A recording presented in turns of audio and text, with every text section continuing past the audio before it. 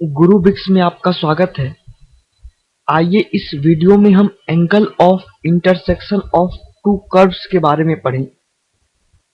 तो मान लीजिए हमारे पास दो कर्व है। ये जो कर्व है उसे हमने कहा C1 और ये जो कर्व है उसे हमने कहा C2। तो let C1 and C2 be two curve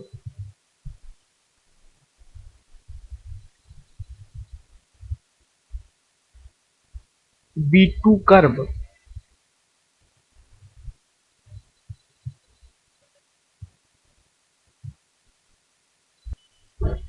और जो C1 की इक्वेशन है वो मान लीजिए fx है और जो C2 की इक्वेशन है वो है gx। तो let C1 and C2 be two curve having equation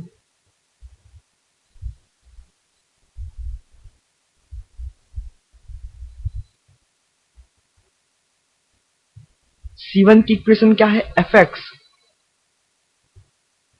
and C2 की इक्वेशन क्या है gx रिस्पेक्टिवली।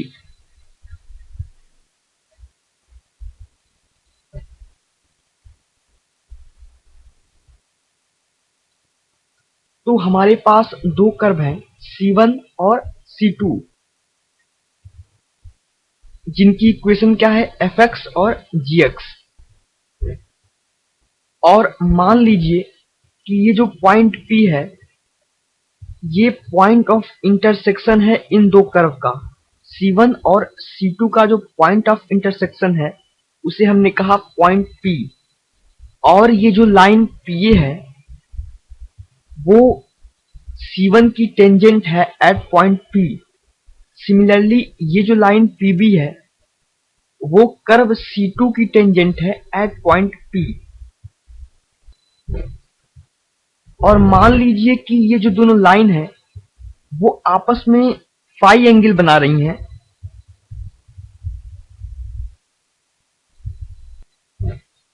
तो ये जो एंगल फाई है वो इस कर्व C1 और C2 के, तो ये जो एंगल फाई है वो कर्व C1 और C2 का एंगल ऑफ इंटरसेक्शन है। ओके, तो angle of intersection of two curve समझ में आया। Angle of intersection of two curve क्या है? हमने सबसे पहले इन दो कर्व का इंटरसेक्शन पॉइंट निकाला।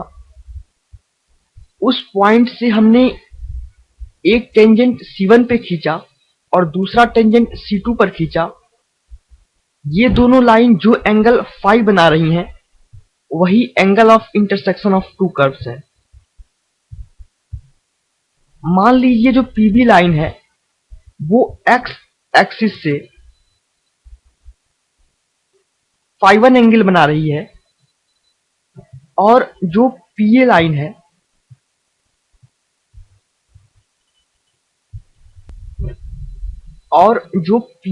है वो x एक्सिस से φ2 एंगल बना रही है। Let this angle be φ2। एक बात ध्यान दीजिए कि जब भी हम x एक्सिस से एंटी क्लॉकवाइज डायरेक्शन में चलते हैं तो एंगल पॉजिटिव होता है और जब भी हम x एक्सिस से क्लॉकवाइज डायरेक्शन में चलते हैं तो एंगल नेगेटिव होता है। तो आप देख सकते हैं ये जो पॉइंट ऑफ इंटरसेक्शन है वो है M और ये जो पॉइंट ऑफ इंटरसेक्शन है वो है N। तो PMN एक ट्रायंगल फॉर्म कर रहा है। तो आप देख सकते हैं कि जो ये ψ2 है वो ट्रायंगल PMN का एक्सटीरियर एंगल है। तो हम लिख सकते हैं ψ2 इज इक्वल्स टू, अब ध्यान दीजिए ये एंगल ψ2 है, ये एंगल ψ1 है और ये फाई है। तो ψ2 is equals to phi plus ψ1। मान लीजिए M1 की वैल्यू है tan ψ1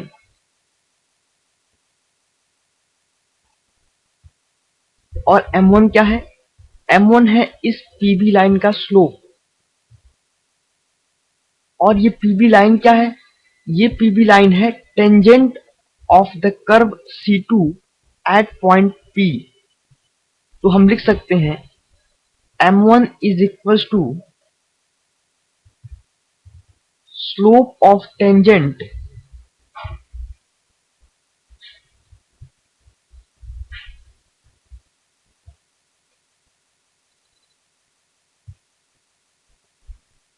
और ये कर्व C2 क्या है? इसकी इक्वेशन कैसे दी है हमने? इसकी इक्वेशन दी है y is equal to gx। That means m1 is equal to slope of tangent of curve C2 whose equation is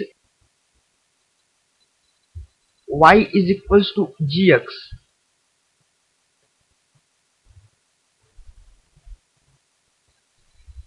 at point P।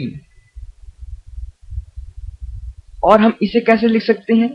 dy by dx at point P, that means of curve C2 at point P। Okay, तो हमने m1 को ऐसे represent किया। Similarly m2 क्या होगा? m2 is equals to tan psi2, और m2 क्या है?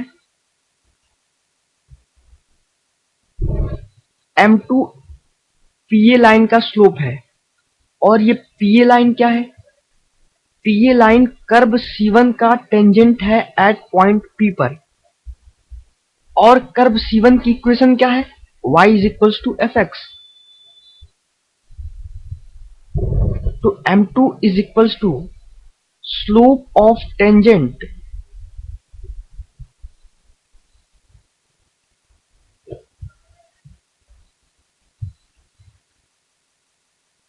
To y is equals to fx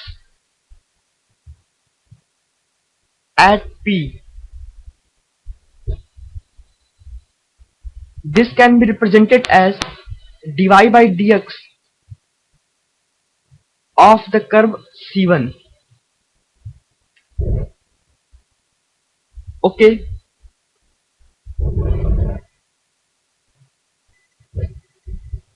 तो हम फाई को कैसे लिख सकते हैं? Phi is equals to psi2 minus psi1।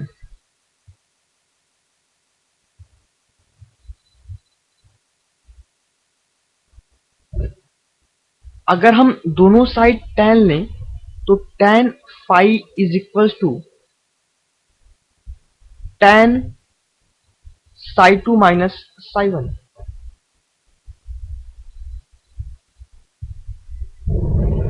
तो हम लिख सकते हैं tan phi, trigonometric identity use कीजिए, तो tan phi2 माइनस phi1 क्या होगा? tan phi2 minus tan phi1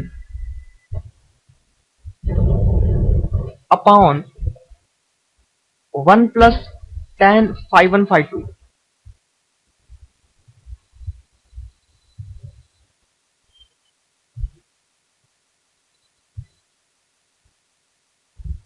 और tan phi2 क्या है? tan phi2 is equal to m2, और m2 क्या है? dy by dx of the curve C1। That means हम लिख सकते हैं tan phi is equal to dy by dx of the curve C1 minus similarly tan phi1 क्या है? dy by dx of the curve C2 upon 1 plus tan phi1, that means dy by dx of curve C1 at point P into dy by dx of curve C2 at point P। That means tan phi is equals to, तो tan phi की value ये आ गई, phi is equals to tan inverse of this value. तो यहां से हम angle of intersection of to curves निकाल सकते हैं।